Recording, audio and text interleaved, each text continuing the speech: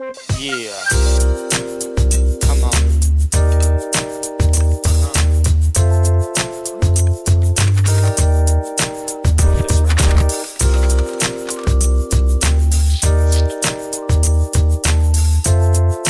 Kids, go to your room.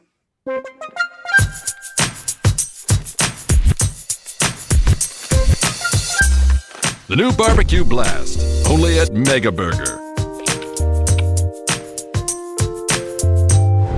We know what you want. Ah, that's right. Food companies tell us they're just doing their job, serving up exactly what children and teens are asking for.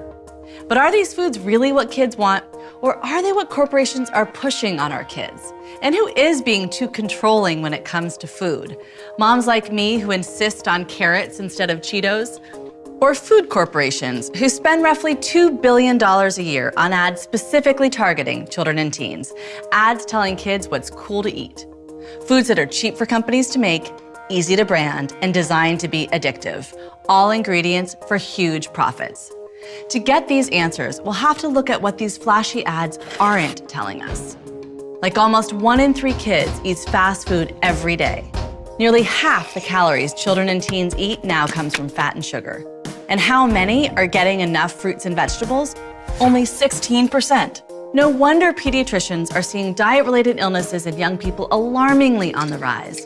Heart disease, high blood pressure, asthma, obesity, type 2 diabetes, even cancer. What we eat and drink is literally a matter of life and death for America's children, like my daughter, Ida. So here's Ida, and here's a bunch of kid-friendly, highly processed food. My job is to keep her healthy, but let's see what I'm up against. First, her biology. These products aren't food as we normally think of it. They've been engineered to target Ida's evolutionary impulses. Because fat and sugar are so hard to find in nature, her brain has evolved to want as much of both as she can get. So when food companies offer them to her at levels she could never get from real food, she'll drive me crazy for it. Still, I can just say no, right? Well, they're not just using Ida's biology against me, they're working on her psychology as well.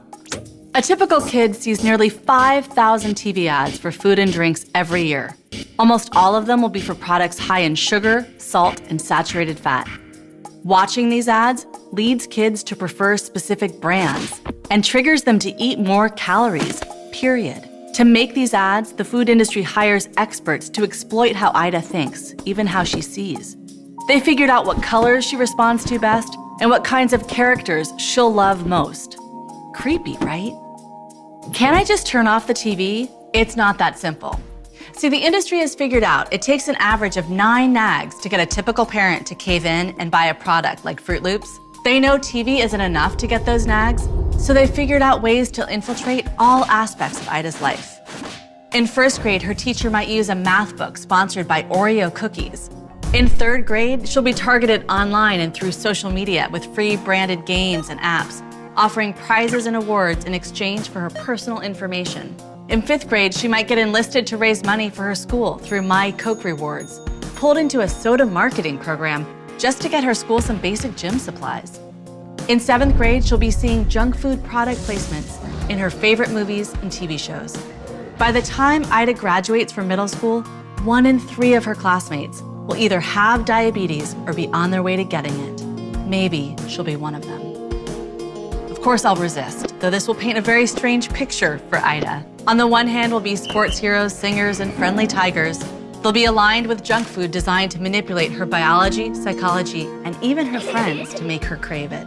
On the other hand will be me, her mom, appealing to her still forming rational mind to make healthy choices. I'm going to fight as hard as I can to do this, since nothing is more important to me than keeping my kids healthy. And I might win, because kids do love fresh, healthy food when they're given the choice. I've seen it with my own kids and thousands more across the country. And because these choices are available where I live and I can afford them. But so many families have no access to real food, as supermarkets disappear and fast food franchises pop up in their communities. This is a battle parents can't and shouldn't have to fight on their own. The food industry has spent millions lobbying to take away the government's power to regulate them, putting in place their own voluntary rules. And what do we get? A national epidemic among our children. It's time for we the people to step back in. We can stand with the parents, teachers, mayors, doctors all across the country who have won real victories in this fight. Like the school administrators in St. Paul, Minnesota, who banned school-based marketing of junk food and sugary drinks. Or the grocery chain owner in Maryland, who decided to take kids' products that feature cartoon characters off his shelves. Or the people of Quebec, who passed a ban on fast food advertising to kids and saw a 13% decrease in fast food consumption.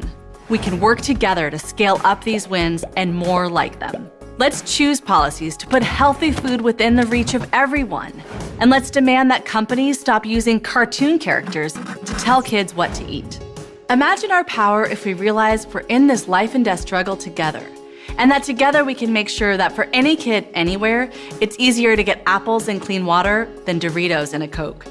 Look, if what kids really want is highly processed foods, put them on the shelves where we can choose them or not. But keep them off of our TVs, our phones, our computers, and especially out of our schools. We don't need corporations telling our families what to eat.